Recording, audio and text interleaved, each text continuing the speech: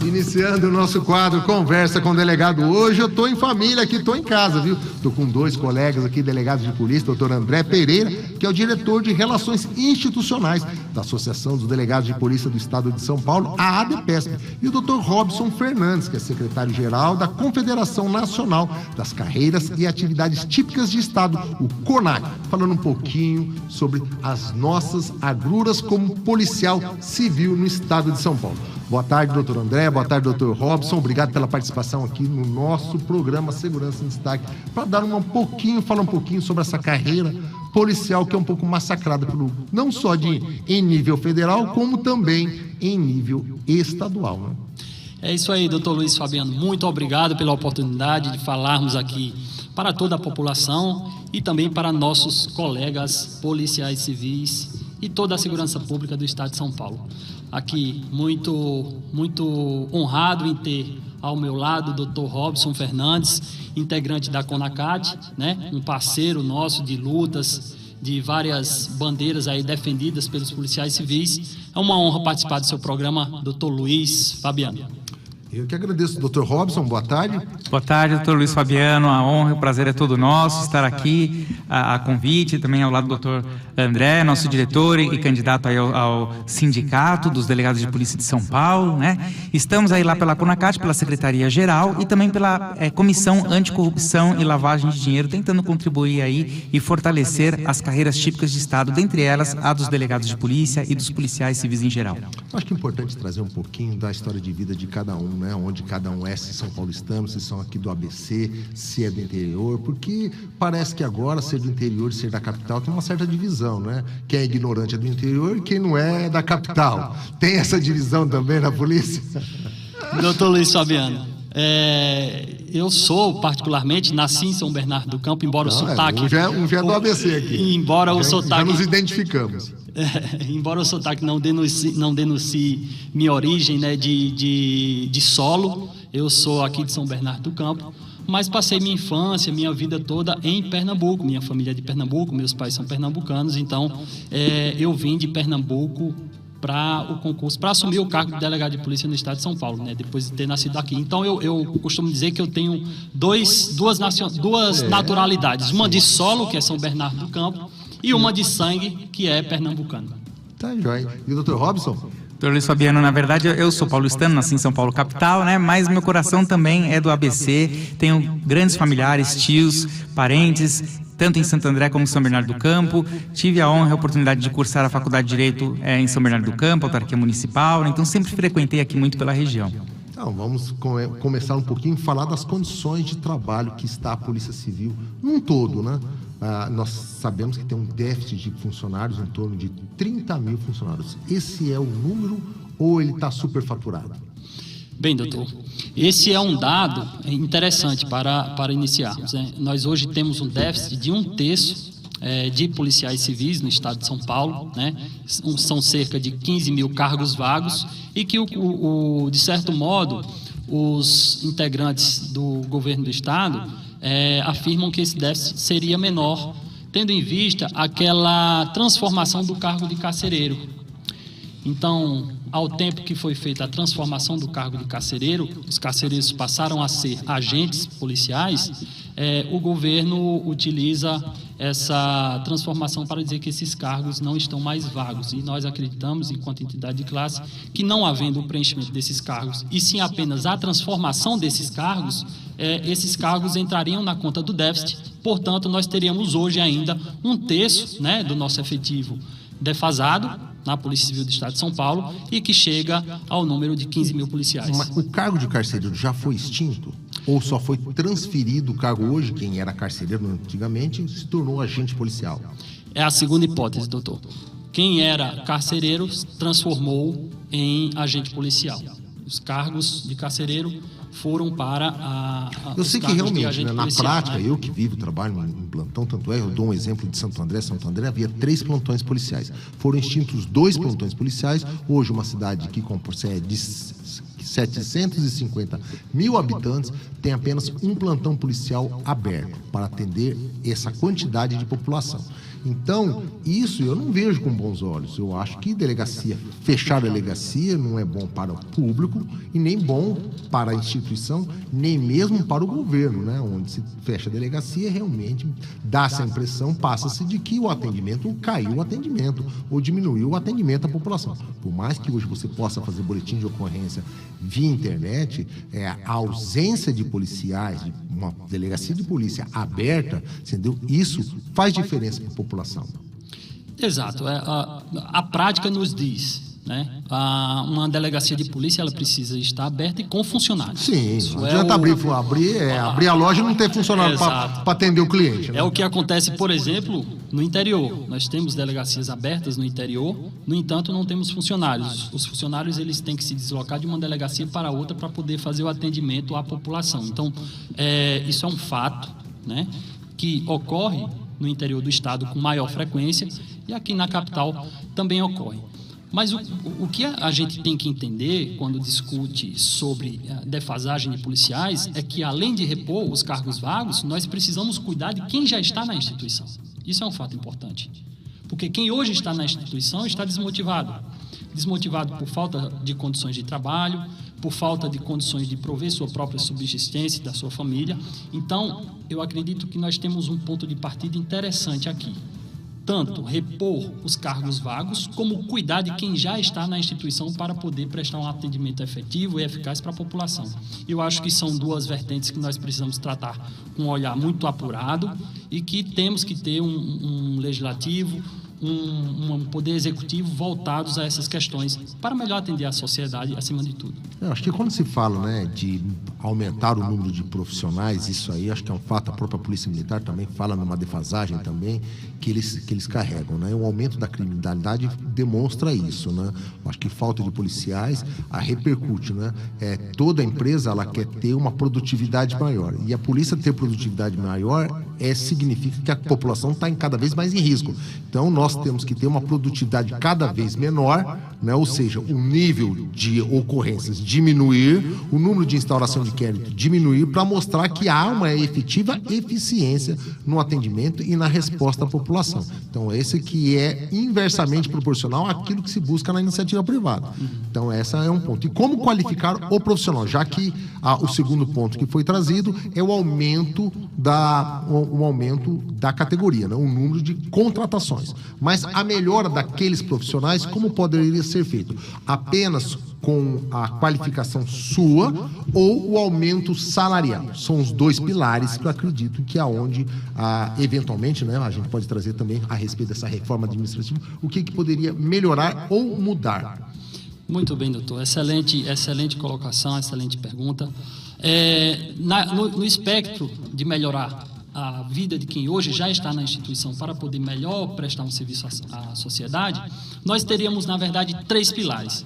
Esses 3 pilares são uma reclassificação remuneratória, e aí eu explicarei posteriormente, um plano de carreira pautado no mérito, na meritocracia para a evolução do servidor, e o terceiro ponto, a regulamentação da nossa jornada de trabalho. Não é possível que um policial hoje trabalhe 24/7, que é o jargão policial que nós utilizamos. São 24 horas por, né? 7 dias na semana, o mês inteiro. Então, isso não é possível que ocorra num Estado que tem que prestar uma segurança pública efetiva ao seu cidadão. Nós temos hoje policiais cansados, policiais até falecendo, né, em decorrência do atendimento de ocorrências. E um outro dado também muito preocupante é a quantidade de suicídios que nós temos hoje. Isso é um ponto que deveria ser explicado melhor para os nossos ouvintes, que a gente acha que policial não se mata, né?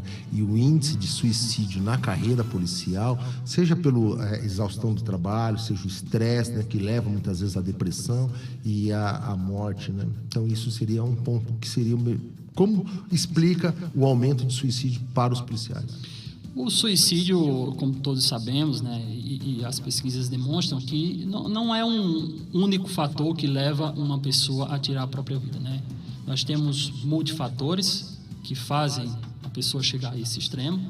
E na carreira policial, nós temos um aumento do nível de estresse e talvez até do número da possibilidade desses fatores ocorrerem, né? O nível de estresse decorrente da própria atividade, né? Um cidadão comum, quando chega a uma delegacia, percebe muitas vezes um ambiente ali de muito estresse, porque nós estamos lidando com liberdade, né? Alguma pessoa ou teve um direito ferido, né? Ou teve um objeto subtraído, ou teve um ente querido que foi assassinado, e do outro lado alguém que está sendo preso, que está tendo sua liberdade retirada ali pelas mãos do Estado, ou seja, pela observação, pela análise de um delegado de polícia. Então, é um ambiente complexo, é um ambiente de alto nível de estresse, e que isso faz com que, dia a dia, o policial vá sofrendo questões psicológicas, né? E que o levam a, com o somatório dessas questões, ter um quadro, muitas vezes, de depressão, um quadro psicológico aí evoluído e que, infelizmente, chega a tirar a sua própria vida. Então, são questões muito complexas, a população, no geral, não tem conhecimento disso, mas existe um número muito elevado de policiais civis que tiram sua própria vida, policiais civis, policiais militares, ou seja, aqueles que tratam da segurança pública e desse ambiente tão complexo quanto o trato da liberdade e dos direitos dos cidadãos. O senhor foi trazido também como um dos pilares, né, com relação à qualidade do profissional, do policial civil. A população reclama muito do atendimento em delegacia. O que poderia ser sugerido para que essa melhora no atendimento, a melhor qualificação, a melhor fiscalização? Eu vejo que na qualidade de delegado e plantonista, que eu tiro plantão, é difícil você controlar funcionário e obrigá-lo a atender bem, porque não tem como puni-lo, porque por pior que seja aquele funcionário, se eventualmente eu colocá-lo no papel para eventual punição dele, eu vou perdê-lo. Então é melhor um ruim do que nenhum. Então, não tem a coisa que a Polícia Militar consegue ter isso muito bem. Então, você quer punir um policial militar, você manda ele para um outro batalhão, de um outro lugar, e consegue, né, distante do seu trabalho, do seu local de trabalho, da sua residência, consegue de alguma forma ver essa perspectiva, né, para que ele venha a se esforçar melhor e melhor a trabalhar ou melhor atender a população. Então, a população fala muito a respeito disso. Isso tem alguma que poderia ser pautado e orientado para um novo governo que eventualmente possa vir, seja numa eventual reeleição desse, ou seja através de uma nova gestão de um novo mandatário aqui em São Paulo? Interessante, doutor. Esse pilar da qualificação dos profissionais da segurança pública, e eu vou falar especificamente da Polícia Civil, que é o que nos diz maior respeito e é aquilo que nós temos conhecimento de causa. Para nós termos um serviço melhor prestado para a população, nós precisamos ter policiais motivados. Isso, importante. Esse é um primeiro ponto. Com motivação. E o policial, ele se motiva tendo perspectiva na sua carreira, de que hoje ele entre e que ele consiga atingir o último nível da sua carreira, que é a classe especial. Importantíssimo isso. E para se chegar a essa evolução funcional, você tem que buscar o mérito e não a indicação de A, B ou C que vai dizer que você merece ou não, porque as pessoas são falhas. Sim. Mesmo aqueles que já atingiram um nível alto na carreira podem se equivocar no apontamento do merecimento por critérios subjetivos, critérios pessoais. Nós teríamos que rever isso. Isso é uma das bandeiras nossa, tanto na associação quanto na nossa futura gestão, se assim a classe nos conceder, que nós possamos conduzir o sindicato dos delegados de polícia. Então, nós iremos buscar isso. Primeiro, que nós tenhamos a qualificação dos profissionais pautada no mérito, critérios objetivos. E seja para fins de promoção, seja para fins de cargos que são nomeados em comissão, que seriam as chamadas titularidades, cargos em confiança, né, de seccionais, divisionários, diretores de departamento. Eu acho que esse realmente é o mérito. Existem muitos bons profissionais, seja em qualquer carreira da Polícia Civil, seja na carreira que a gente chama de operacionais, com investigador, escrivão, agente de telecomunicações, agentes policiais, bem como na carreira dos delegados também. Existem, a gente vê que nem sempre o chefe, né, nem sempre o responsável pela unidade ou pela região, nem sempre é o mais qualificado e é muitas vezes indicado por um político amigo, por alguém que está no poder, e esse critério tem que haver realmente um objetivismo nisso para que haja até para poder melhor haver a gestão daquele setor, daquela administração, né? Certamente. É isso que nós defendemos, né? É isso que nós idealizamos, e não só idealizamos, né? Nós pegamos os exemplos de vários estados da federação que estabeleceram os critérios objetivos para a promoção de seus policiais, e nós entendemos que são 3 critérios básicos para que a gente estabeleça o objetivismo, como o senhor bem pontuou. O primeiro critério, o critério de tempo. Em determinado tempo da carreira, preenchido aquele período, você já conseguiu conquistar um dos requisitos. O segundo critério, qualificação profissional.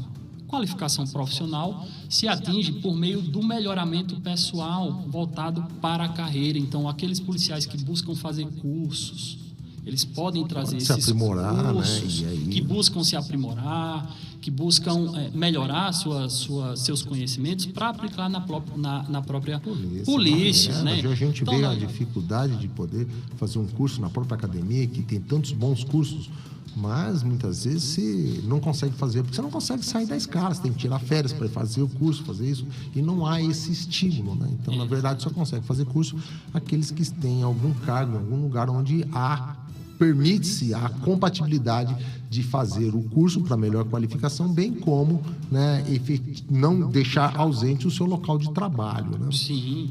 Então, você poderia, nós estabeleceríamos por critérios puramente objetivos, legais, partindo da lei e sendo regulamentada por portaria da Delegacia Geral, uma carga horária de cursos que, uma vez atingida aquela carga horária, você já preencheu o segundo requisito. E, por último, um terceiro requisito para estabelecimento dos critérios objetivos, o próprio curso para progressão de carreira, como existe hoje, que é o CEA, né? O curso de especial, né?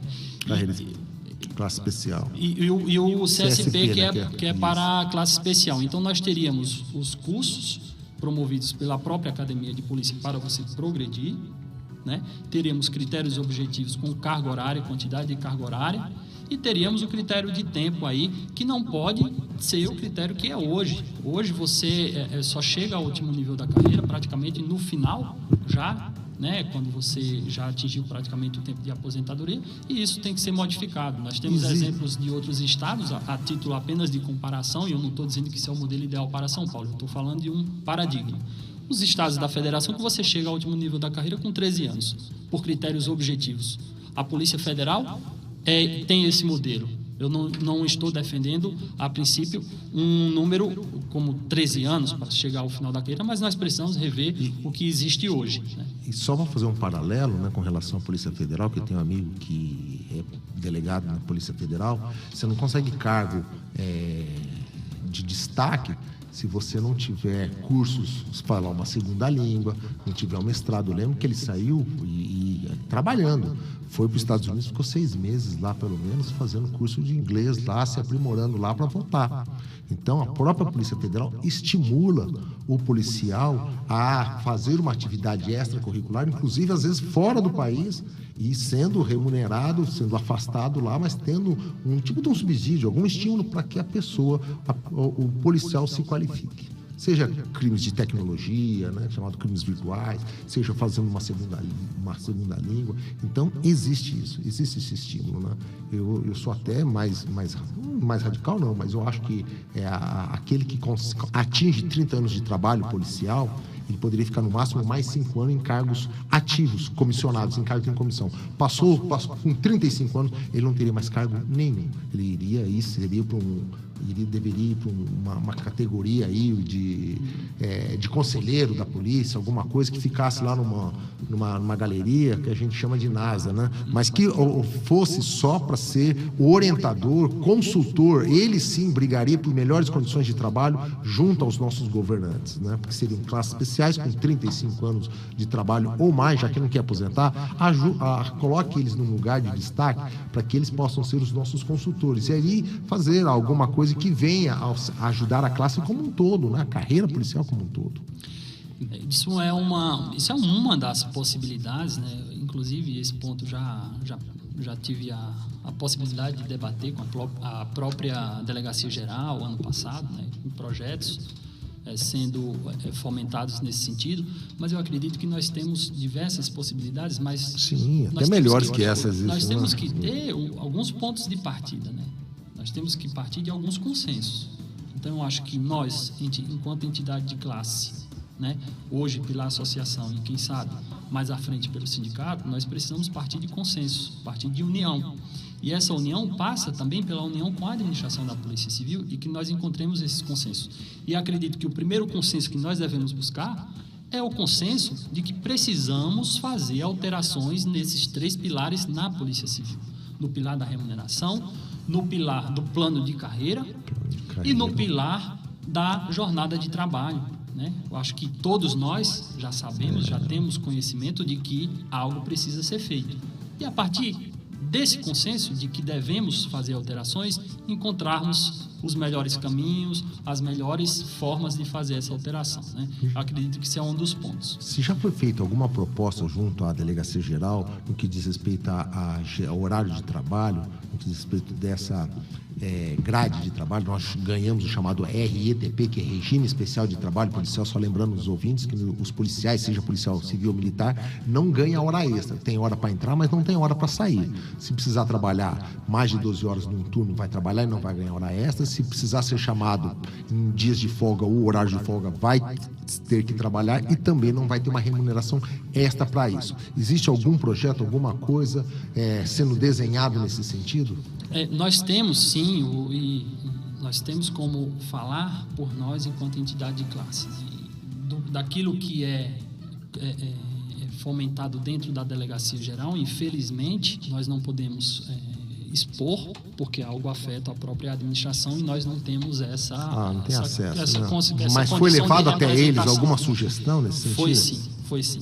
Nós temos uns projetos, que inclusive são os projetos do nosso fórum, Resiste Polícia Civil. É um fórum criado por todas as entidades, a maioria das entidades representativas das carreiras policiais civis, e que nós temos um projeto de consenso. E aí eu volto a falar de consenso.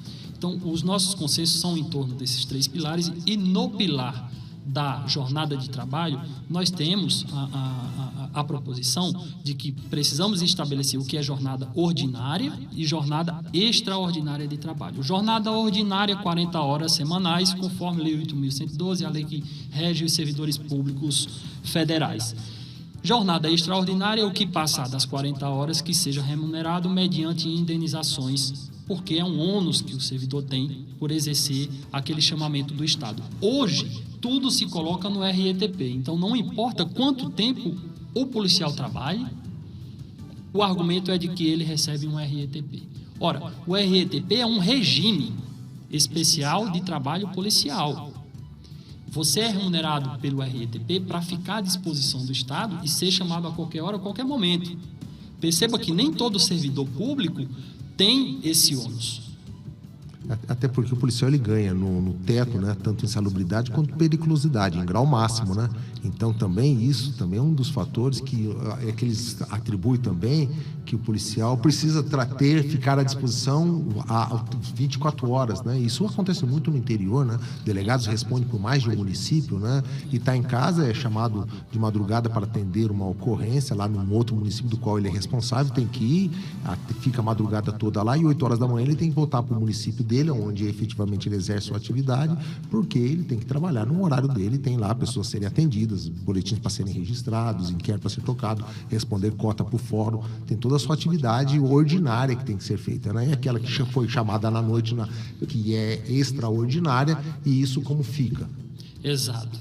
Então, é muito bom que fique claro que o regime, o RETP, remunera para você ficar e ter essa disposição. Só para estar à disposição, né? À disposição, e que, olha, eu acredito que para ganhar o que nós ganhamos, nem todo mundo aceitaria. Doutor André, só para fazer um paralelo para a população, para entender, a legislação trabalhista já reconheceu, pelo simples fato do funcionário ele ficar com o celular da empresa à disposição, ou com o carro à disposição, ele já tem direito de receber algo extra por isso. Porque o fato dele não estar trabalhando, ele não pode, muitas vezes, viajar, ele fica limitado, porque ele fica à disposição da empresa. Se necessário, a empresa vai entrar em contato com ele, por isso que ele fica com celular corporativo, ele fica com carro corporativo, justamente para isso, para que haja o deslocamento até o local de trabalho dele, até a sede da empresa, alguma coisa para ele prestar o serviço. Só por ele estar à disposição, ele já ganha o adicional. Seria esse o paralelo de ganhar esse adicional, o RETP, justamente por estar à disposição, não por efetivamente exercer esse extra, porque se efetivamente ele for ao local prestar esse serviço extra, ele vai ser remunerado por isso. Aí, por aquela hora trabalhada em hora extra. Então ele ganha um adicional por estar à disposição e mais as horas trabalhadas se efetivamente for exigido o trabalho excepcional em dias excepcionais ou horários excepcionais dele. Não seria esse o paralelo entre a iniciativa privada e o poder público? Perfeito, doutor. O senhor deu o exemplo aí com maestria. É isso que a gente está falando aqui. Por estar à disposição, recebemos o RETP. Se efetivamente realizamos aquele trabalho, e nós realizamos, teríamos que sermos remunerados por esse trabalho extra. Por isso que nós falamos em fixar a jornada ordinária em 40 horas, né? Esse nosso regime é um regime especial, então nós fazemos jus ao RETP, mas aquilo que passa dessas 40 horas, nós recebamos por meio de indenizações, que seriam por meio de horas... Verbas indenizatórias, por meio de hora extra e tudo mais. Como é que isso ocorre na prática?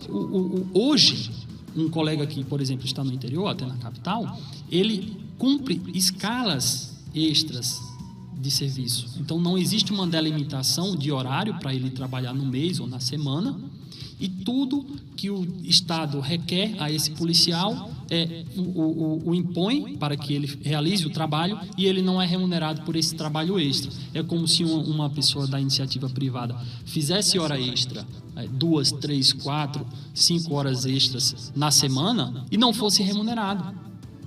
É isso que ocorre hoje na polícia. E interessante, doutor, que as escalas extras, elas, em vez de serem esporádicas, elas são rotineiras. Elas são rotineiras. Então, mês a mês, você vai cumprindo escalas que deveriam ser extra e elas passam a ser rotineiras, ou seja... Passa um mês, 2 meses. Exemplo do chamado, a população não conhece, mas existe sempre um delegado chamado delegado de sobreaviso. Isso. O que o delegado de sobreaviso ele faz? Na verdade, quando existe alguma coisa excepcional ou extraordinária num plantão policial na delegacia dele, ele é chamado, é ligado para ele ir lá atender e resolver aquele problema. A gente não sabe quando o crime ocorre, que hora que ele vai ocorrer e como vai acontecer. E isso eu digo a título de exemplo aqui em Santo André, que eu estava agora, ainda hoje, conversando com um colega, olha, os sobreavisos estão sendo chamados rotineiramente, justamente pelo excesso de trabalho. Pelo fato de havia 3 plantões na cidade, ficaram apenas 1, há uma sobrecarga de trabalho nesse plantão policial, havendo a necessidade de chamar o sobreaviso. Aí o sobreaviso é chamado o quê? Na madrugada, no final de semana, ou na noite, no final de semana, durante o dia, porque a unidade dele está fechada, mas ele não pode viajar porque ele está em escala de sobreaviso e muitas vezes tem sido chamado justamente para dar esse suporte a mais no plantão policial. Então, isso vale para o poder público e aonde efetivamente não se ganha nada por isso, né? A título de exemplo também, quando um delegado, falo da minha carreira, né? Ou mesmo os outros policiais que fazem parte da escala de plantão, se algum colega tira férias, a sua escala, ela vai aumentar o número de quantidade de trabalho, e nem por isso vai ser uma remunerada de forma a mais. Eu não vou ganhar mais porque antes eu dividia a escala em 5 equipes, agora vai ser em 4 equipes, aquela 5ª equipe seria esses dias a mais trabalhado, eu não vou ganhar nada mais por isso. Então não existe essa contraprestação do Estado. E é isso que precisa deixar claro, que na verdade não está se pleiteando um aumento salarial. Na verdade o que está se buscando é um reconhecimento de um trabalho adicional e que não é remunerado. Isso é o chamado enriquecimento ilícito por parte do Estado. Exatamente. Continuando com o nosso quadro Conversa com o Delegado, estou aqui com o doutor André Pereira e o doutor Robson Fernandes, secretário-geral da Confederação Nacional das Carreiras e Atividades Típicas de Estado, a CONACAT. Doutor Robson Fernandes, obrigado pela participação. Vamos falar um pouquinho sobre a CONACAT, do que ela se refere, a que ela busca, defender só a carreira, porque vocês acham que o programa de delegado, tem 2 delegados que acham que só está defendendo essa carreira de forma exclusiva. E não, é as carreiras policiais como um todo. A gente está aqui falando de atividade policial gênero, não espécie de delegado de polícia. Então, isso é válido não só para policiais civis, bem como também pode ser estendido aos policiais militares, porque aquilo que o policial civil ganha, nada impede que o policial militar também se beneficie disso, né? Pois é, doutor, bem lembrado. Muito obrigado mais uma vez pelo convite. Em verdade, a CONACAT tem trabalhado com diversas ações, diversas frentes em prol das carreiras típicas de Estado. São não apenas os delegados de polícia, mas todos os policiais, enfim, todas aquelas carreiras públicas que são fundamentais para a manutenção da estrutura do Estado. Assim, em outras palavras, aquelas carreiras que não poderiam ser a rigor privatizadas ou exercidas pela iniciativa privada, que são da característica, da essência do próprio Estado. E nessa linha, ela tem atuado com ações diretas de inconstitucionalidade, atacando leis, estatutos dos servidores, aspectos de assédio moral, por exemplo, primando pela estabilidade, pela garantia dos servidores, para que possam agir com isenção, com autonomia, além da PEC da reforma administrativa, que foi uma grande batalha lá para segurar e conter aquele avanço todo negativo. O tal da granada que ia jogar no bolso do servidor público, né? Paulo Guedes ficou famoso com isso, né? Com certeza, bem lembrado. Né? Vamos falar um pouquinho o que seria essa granada, porque eu acho que a granada está lá, ele só não conseguiu foi desarmada, mas ainda ela existe, né? E, eventualmente, no segundo mandato do Bolsonaro, né? Por mais que particularmente eu sou bolsonarista, mas eu falo que eu sou um bolsonarista moderado, eu vejo que ele acertou em muitas coisas, mas a base dele, que seria as forças de segurança, ele deixou a desejar, né? Ajudou as forças militares, o Exército, a Aeronáutica e a Marinha, bem como conseguiu incluir as polícias militares. Esqueceu que forças de segurança também inclui Polícia Federal, Polícia Civil, guardas municipais, policiais penais, né? E tantos outros que poderiam vir aí junto, usufruindo do mesmo benefício que é tratado os policiais militares, né? Então, quer dizer, policial é só aquele que tem farda? Não, policial são todas as forças de segurança que compõem para cuidar da segurança pública do país. Verdade, inegável descontentamento, infelizmente, por parte dos servidores policiais ou de segurança pública da esfera civil, né? De fato, ele prometeu uma série de questões aí, algumas ainda não foram implementadas, né? E é isso que nós nos preocupamos bastante com relação à reforma administrativa, né? Diversas disposições ali para enfraquecer a estabilidade do servidor, a ausência de critérios objetivos, como o doutor André bem pontuou aqui, para a promoção, a gestão por competência, que é uma coisa que nós lutamos tanto, falamos tanto, que a iniciativa privada já desenvolve. Isso aí é tão comum, né? Parece a promoção, né? Pela realmente a meritocracia, né? Isso é utilizado em qualquer lugar, né? Até dentro de casa para educação de filho, né? Bom, quem merece vai, quem não merece não vai. Ó, quem merece passou de ano, foi bom filho, você entendeu? Até o próprio Papai Noel usa esse critério. Bem lembrado, Papai Noel. É uma situação corriqueira que acontece na nossa vida, no dia a dia, né? Na vida privada, na vida particular, e é isso mesmo. Então são questões mínimas, né? Os servidores não são contra, em verdade, uma reforma administrativa, mas uma reforma administrativa que seja debatida com a sociedade, com os servidores e que consigam manter o mínimo da estrutura das carreiras típicas de Estado. Nós sabemos que sem a estabilidade, sem a autonomia funcional, sem a liberdade de convicção técnica ou jurídica para as carreiras que demandam aí a formação em direito, como a nossa de delegado de polícia e outras, né? Sem esses aspectos mínimos, fica inviável uma gestão democrática. A exposição ao bel prazer do governante, ou da chefia, ou da hierarquia, e muitas vezes o desvio de finalidade, não aquela finalidade voltada para o interesse da coletividade, da maioria da sociedade, né? Então, são esses aspectos que nós lutamos. É importante, eu acho que realmente trazer isso, que essa luta, né, por uma melhora da qualidade do atendimento, quem ganha é a população, né? Você tendo um profissional qualificado, né, quem vai na ponta da linha, como diz o Bolsonaro, você entendeu? É a população que vai usufruir de uma polícia qualificada, né? E ela qualificada realmente exige cursos na academia. O senhor que é professor também da Academia de Polícia. A Academia de Polícia do Estado de São Paulo está apta para o enfrentamento do crime organizado, até ia falar a respeito de lavagem de dinheiro, para os chamados C-Codes, né? O que é isso, né? Explicar para os nossos ouvintes, e o que a Polícia Civil tem feito no combate ao crime do colarinho branco. Então, doutor, a nossa academia, sou suspeito para falar com o professor da casa, né? Mas, como o senhor bem colocou aí essas questões, eu entendo que a nossa academia está preparada sim, nós temos diversos professores qualificados, colegas de grande envergadura de diversas carreiras, não só delegados, né, que militam lá como professores, inclusive colegas com titulação e especialização, né, específica, especialização, mestrado, doutorado, pós-doutorado, enfim. Então, diante dessa gama toda de titulação e especialização, eu entendo que a nossa academia, sim, está preparada, nós já temos cursos formatados.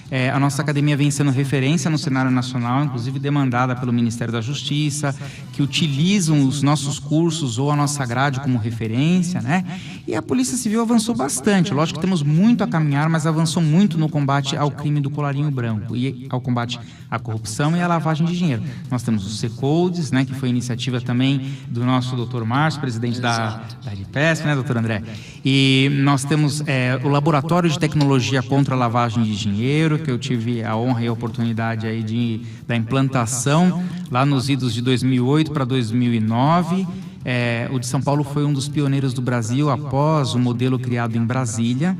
Firmamos o convênio com o governo federal, com o Ministério da Justiça, né? E esse laboratório de tecnologia contra a lavagem de dinheiro passou a ser até uma referência nacional, viabilizando análise de dados bancários fiscais para mostrar evolução patrimonial, incompatibilidade e indícios de que dinheiro do crime estaria circulando, né? Naquela perspectiva. Inclusive foi utilizado na Lava Jato, né? Inclusive na Lava Jato. No desdobramento estadual da Lava Jato, nós também atuamos em apoio à cooperação internacional. Então a gente pensa, né, a Polícia Civil é polícia estadual, não tem nada a ver com a esfera internacional. Tem. Quando o crime antecedente for estadual, da Justiça Estadual, até essa cooperação internacional com polícias de outros países, com o Interpol, com outros organismos, é feita também pela Polícia Civil. Importante trazer. Você sabe que, fazendo um paralelo, lembro que um amigo que é delegado federal, ele usou acho que foi uma portaria, uma regulamentação para falar sobre redes sociais, e eles criaram, a Polícia Federal não havia, e pegou a de São Paulo comparando, fizeram um copiar e colar do nosso, né? Sim. E aí só atualizado naquilo que é da Polícia Federal, né, de coisas internas, para poder personalizar. Mas pegaram como padrão aquilo que foi feito pela Polícia Civil de São Paulo. Interessante. O São Paulo isso é verdade, viu? Não tô, isso é bacana. Colega que é de lá, que falou, nós usamos, nós não tínhamos, e usamos como para poder fazer o nosso como princípio, modelo da Polícia Civil de São Paulo. E São Paulo é, de fato, uma referência para o Brasil inteiro em diversos aspectos, sobretudo no aspecto da investigação, né? O C-Code, uma iniciativa do nosso atual presidente, o Dr. Márcio Ramalho, né? Era seccional no interior, criou o C-Code na raça por meio de uma canetada, como nós costumamos falar, e esse C-Code depois foi implementado como uma política de Estado ainda a desejar, porque de maneira ainda um pouco tímida está hoje dentro da estrutura dos DEICs, mas esse C-Code pode se transformar em algo ainda maior, como os projetos que o próprio Dr. Márcio Ramalho idealizou e que o próprio Dr. Robson também está à frente. Então, nós temos muito a avançar no combate ao crime organizado, no combate à lavagem de dinheiro, que hoje é o ponto-chave para toda a criminalidade do Estado, porque um crime que ocorre hoje, seja um crime pequeno, de um roubo, a gente entende que estar por trás de tudo isso o crime organizado, no fornecimento de arma, né, o tráfico, aquele tráfico pequeno ali tem por trás o crime organizado. Então, nós acreditamos que essa é uma das maiores missões da Polícia Civil e que carece realmente de ter um olhar mais apurado, e conforme o senhor bem citou, se eu pudesse dar uma sugestão ao próximo governante do Estado, que seja essa: combate ao crime organizado, combate à lavagem de dinheiro e estruturação da Polícia Civil para que possa atuar nessa esfera. A Polícia Civil é o órgão público, conforme a Constituição determina, para fazer frente a esse tipo de crime, né, no âmbito estadual. Então, precisa haver sim um olhar mais apurado, um olhar mais sensível do Estado para a Polícia Civil nesse sentido. É que a gente acha, né, que tudo que vem da Polícia Federal é o que há de melhor lá. E nós temos o que há de melhor aqui no estado de São Paulo. Um dos 2 melhores delegados que cuidam de crime virtual, aí, crime cibernético, é o doutor Mariano e o doutor Jorge, que é lá de Santa Fé do Sul. Doutor Igor Jorge. Igor Jorge, que são os 2 que são renomadíssimos, um dos melhores delegados, conhecedores de crimes cibernéticos no país. São 2 delegados de polícia do estado de São Paulo. São Paulo produz. São Paulo, a pergunta é a melhor polícia do país? Polícia de inteligência, né? Não vou falar da polícia militar, do qual nós não somos, mas podemos sim nos comparar a outras polícias, seja federal ou estadual de outros estados. Nós temos os melhores profissionais qualificados aqui. Nós somos a melhor polícia civil do Brasil, sem dúvida, no aspecto de investigação. No entanto, infelizmente, no campo funcional, salarial, funcional, dos 3 eixos que a gente citou aqui, né? No campo remuneratório, no campo de plano de carreira e de jornada de trabalho, nós, infelizmente, somos a âncora do país, das polícias civis. Eu sou hoje integrante da Associação Nacional dos Delegados de Polícia, a ADPJ, faço diversas viagens a Brasília para tratar de nossas pautas em âmbito federal, e é interessante, doutor Robson, doutor Luiz, que em roda de conversa com amigos dos outros estados, nós damos um show quando falamos em investigação.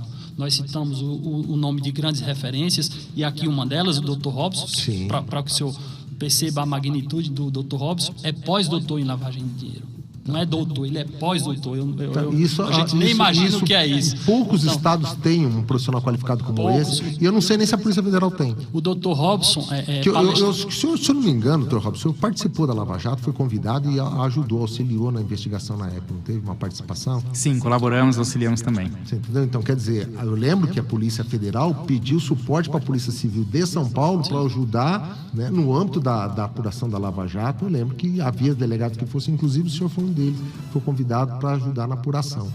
E nesse sentido, nós somos, então, realmente a melhor polícia do Brasil investigativa. Como diz, né, no linguagem, tiveram piripinico aqui em São Paulo. Exato. Não tem por onde. Não né? tem, São não Paulo tem. É qualificado, tem um bom policial. Exato. A gente não tem uma boa gestão, né, no sentido de valorizar o profissional. Exato. E nessas conversas que nós temos em nível federal, nós somos, sim, os colegas reconhecem, pedem ajuda a São Paulo constantemente. No entanto, na nossa roda de conversa com os amigos, quando vamos falar de plano de carreira, vamos falar de remuneração, vamos falar de jornada de trabalho, aí nós pedimos licença, nos levantamos e digo, deixa eu ir ao banheiro aqui, porque essa conversa não vai ficar legal. Eu vou ficar constrangido. Eu vou ficar constrangido, infelizmente, doutor. É uma pena. Não sei se o senhor sabe, né? Teve na época que eu fazia academia, sou da academia de delegado de 2006, e eu tive aula com um professor chamado Wagner Bertoli. Esse Wagner Bertoli, na época, ele era seccional Avaré. E ele instalou na seccional dele ISO 9000. Esse cara hoje aposentou, esse cara foi seccional, ele implantou o ISO na seccional toda dele, e depois que terminou, ele chamou o assistente dele, que ajudou todo ele, e falou, agora quem vai ser a seccional é você. Eu acho que é um cara abnegado. E eu acho que ele até aposentou, viu que não tinha uma perspectiva de ascensão na carreira, não haveria um reconhecimento do mérito dele.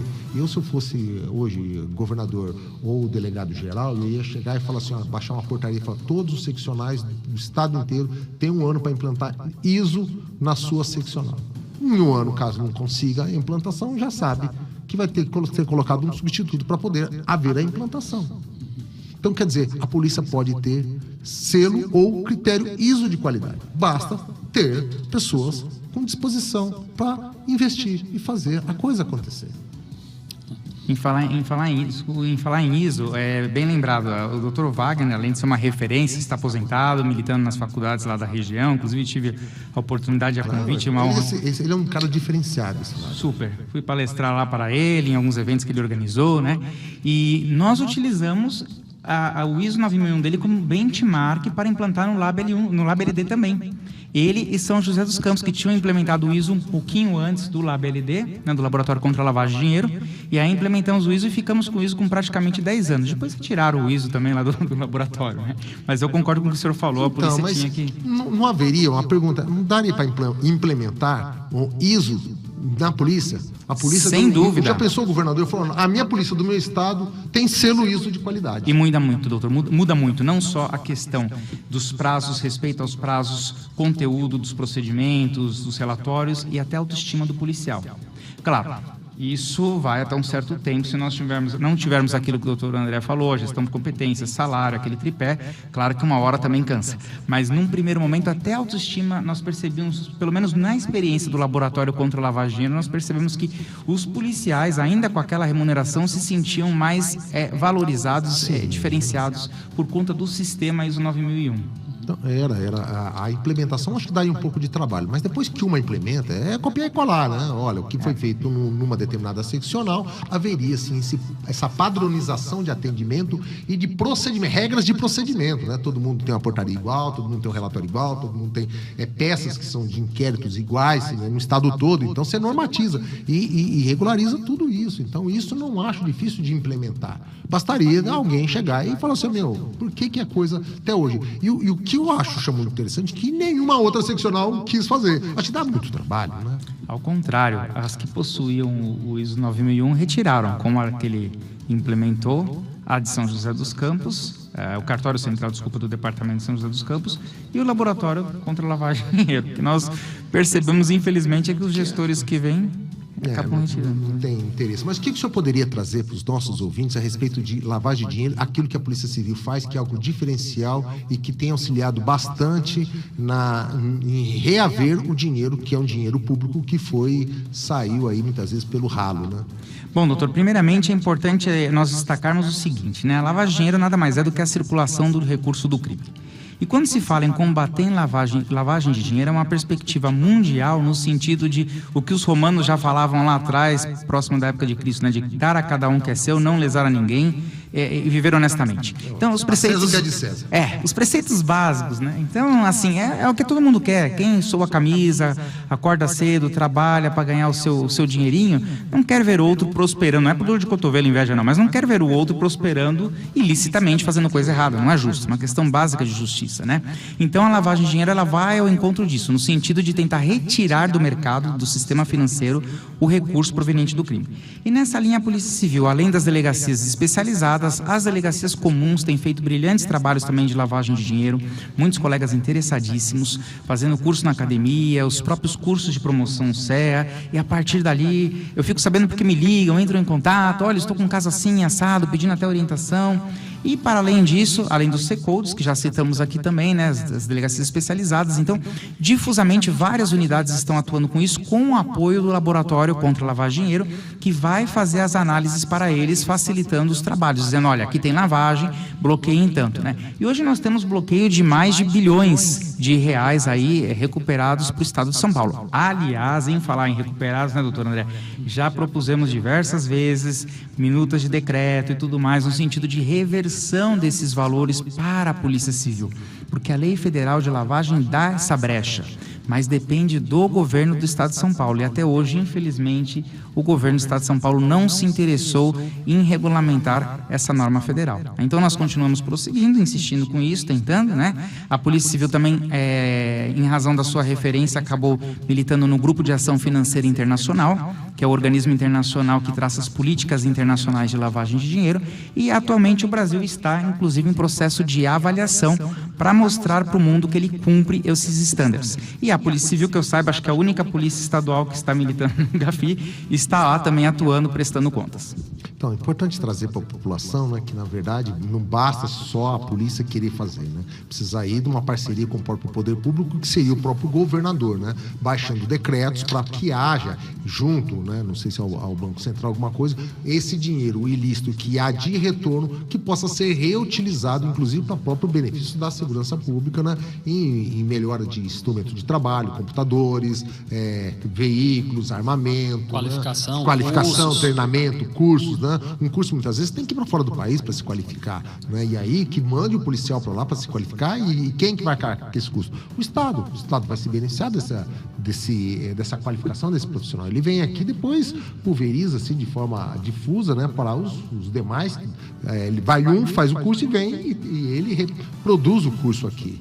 né? Importante trazer. O que mais o senhor acha que seria interessante, doutor André, a ser comentado aí, a respeito, seja de lavagem de dinheiro, daquilo que os pilares de uma boa gestão, para que o próximo governador venha olhar para a Polícia Civil e fale, olha, seja quem quer que venha ganhar, né, na eventual reeleição do atual governador ou de um novo gestor que venha assumir ser o mandatário, que olhar que ele precisa ter para a Polícia Civil? Olha, o Dr. Robson citou uma medida que pode ser tomada de imediato. Aliás, nós propusemos isso recentemente por meio de decreto. Pegamos o modelo de um decreto além de outro estado, do Rio Grande do Sul, salvo engano, Dr. Robson, mais 2 estados, acho que são. Rio de Janeiro, Distrito Federal. Rio de Janeiro, Distrito Federal e Rio Grande do Sul já regulamentaram a matéria, ou seja, da lei de lavagem de dinheiro, para a reversão do dinheiro recuperado dos crimes de lavagem de dinheiro serem investidos na própria Polícia Civil. Então, 3 estados já fizeram, nós propusemos isso em âmbito aqui da Delegacia Geral para a administração e o expediente anda tramitando. Então, uma atitude como essa de um governador do estado poderia ser tomada já, imediatamente, e é óbvio que passando pelos trâmites de análise, né, governamental pertinentes. Então, o próximo governador, sendo esse ou sendo outro, deveria sim, por meio de sua iniciativa, regulamentar essa temática por meio de decreto. E, caso entenda que não seria por meio de decreto, que encaminhe uma lei, a Assembleia Legislativa. A Assembleia Legislativa venha aprovar ou não, né? Não, aprovar não, mas que o tema seja colocado, seja pautado. Aliás, é isso que nós estamos defendendo também em outras esferas, né, da nossa luta classista, né? Que algumas matérias sejam pautadas e sejam colocadas a debate na Assembleia Legislativa. 2 pontos importantes que é bom nós frisarmos no momento oportuno seria o confisco das aposentadorias e o teto do chefe do Poder Executivo, que são pautas caras a todos os servidores públicos do Estado de São Paulo, não só aos policiais, a todos os servidores, e que precisam ser, sim, tratadas na Assembleia Legislativa por iniciativa do chefe do Poder Executivo ou por iniciativa dos próprios parlamentares, né? Eu acho que agora uma oportunidade está aí, a população realmente, se quer uma polícia qualificada, uma polícia de melhor atendimento, seja, teria que ter alguém com lugar de fala lá dentro. Então, você, ouvinte, que queira ter uma melhor qualidade de atendimento da população na área de segurança pública, tem vários candidatos aí, policiais, seja da Polícia Civil, da Polícia Militar, que pode defender a segurança pública, que tem lugar de fala, sabe o que efetivamente necessita a sua corporação ou a sua instituição, então dê seu voto a eles. Está aí um momento oportuno no próximo domingo para eleger um representante, seja da sua categoria ou daquilo que é a sua necessidade. Se o problema é segurança pública, vote alguém da segurança. Você tem problema na área da saúde, então tenta eleger alguém que represente a área da saúde. Você tem problema que você acha que o problema no país ou no estado é na área da educação, então vote um representante que possa melhorar a qualidade do ensino no país ou pelo menos no seu estado. Assim eu penso. Em razão do adiantado da hora, doutor André, queria entrar nas considerações finais para o senhor trazer, redes sociais, eventualmente, alguma coisa que o senhor queira deixar para os nossos ouvintes. Primeiramente, o agradecimento pela oportunidade, né, de termos esse bate-papo aqui extremamente produtivo e esclarecedor. Falar aqui do nosso Resiste Polícia Civil, é um grupo, um fórum formado por carreiras da Polícia Civil. Hoje nós temos 10 entidades integrando o Resiste. Peço que os ouvintes, sejam policiais ou da própria sociedade, que procurem saber sobre o Resiste. É um fórum que busca lutar por pautas de consenso para a segurança pública, para melhorar a segurança de todos os cidadãos do Estado. Não é uma luta classista, é uma luta institucional. Institucional. Que melhora a qualidade para a população. Exatamente. Então é importante. Fórum Resiste Polícia Civil, já 10 entidades integram o Resiste, inclusive a CONACAT, da qual o Dr. Robson é um representante, uma confederação compondo o nosso fórum, é uma grande honra para nós. Além disso, citar aqui rapidamente que somos candidatos à presidência do Sindicato dos Delegados, o Sindipesp. Trazemos uma proposta de união entre as entidades da Polícia Civil, entre as entidades que representam os delegados de polícia, e peço que os colegas policiais civis, colegas delegados, analisem nossas propostas, vejam os nossos projetos, que são projetos efetivos que nós buscamos implementar para a melhoria da segurança pública como um todo. É isso. doutor. Muito obrigado. Faço votos. A eleição vai ser agora dia 14, no Sindicato dos Delegados de Polícia, ali na Avenida Ipiranga, 919, eu acho, né? Que é a sede, né? E também, caso todos os sindicalizados já receberam, acho que a sua cédula na sua residência, né? Que efetivamente tenha representatividade, né? Eu acho que é importante, sim, as pessoas, os delegados, pelo menos, serem sindicalizados, como eu acho que todo profissional tem que ser sindicalizado à sua categoria, porque é ela que representa a sua categoria numa luta, seja por melhores de condições de trabalho, salarial, o que for. A representatividade de um sindicato forte é uma categoria forte. A exemplo do próprio o Luiz Inácio, que veio de uma categoria, né? O Sindicato dos Metalúrgicos. Ele chegou à presidência através de um sindicato, né? Não fosse o sindicato, ninguém saberia quem era o Luiz Inácio. Doutor Robson, por favor, também nas considerações finais. Doutor Luiz, primeiramente, é um grande prazer ter estado aqui. Muito obrigado por esse bate-papo, pelo carinho da recepção, por essa conversa agradável. E quero lembrar a todos da importância de participarmos como cidadãos, né? O pessoal sempre fala só em direitos fundamentais, mas é importante lembrar o dever fundamental. Então, o dever de votar adequadamente pelos nossos representantes no domingo próximo, né? E a CONACAT, a Confederação das Carreiras Típicas de Estado, e da nossa parte estaremos sempre aí lutando, não só pelos servidores, mas pela sociedade, né? A CONACAT também tem uma frente de combate à corrupção e lavagem, tem uma frente de probidade administrativa, então ela fica de olho em tudo isso, né?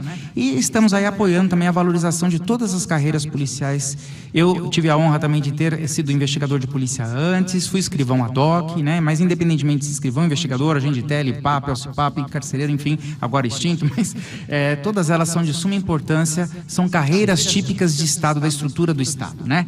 E estamos aí na luta, aí prosseguindo em prol da sociedade, de um atendimento melhor para todos. E ao doutor André eu faço votos de sucesso aí na candidatura à presidência. Eu sou suspeito para falar, mas sou fã do doutor André, acompanho o trabalho dele já de certa data, né? Se doou aí meses fazendo minutas de projeto de lei de reestruturação da polícia, de decreto, inclusive esse decreto aí da destinação do perdimento da lavagem para a Polícia Civil, né? E tenho certeza que eles têm uma proposta aí muito interessante e estão dispostos a se afastar se eleitos, né? Isso também é muito importante para se doar como ele vem se doando, abrindo mão de titularidade, abrindo mão de GAT, da gratificação por acúmulo de titularidade, né? Então isso é relevante. E faço votos aí de sucesso. Muito obrigado mais uma vez. Eu que agradeço a participação de vocês. Lembrando que eu até brinco que dá para ser privatizado a educação através de uma escola particular. Você contratar a saúde através de um plano de saúde. Mas segurança não tem por onde correr. É no Estado que você tem que confiar. Não dá para contratar um vigilante ou chamado VSPP para andar com você 24 horas. Você vai ter que confiar no Estado. Então tem que se qualificar, e a segurança pública é dever do Estado e um direito do cidadão receber com qualidade. E para isso precisamos ter representantes de qualidade também lá. Um abraço. Vamos terminar o nosso quadro Conversa com Delegados, entrando aí nas 15 mais, continuando na Rádio ABC.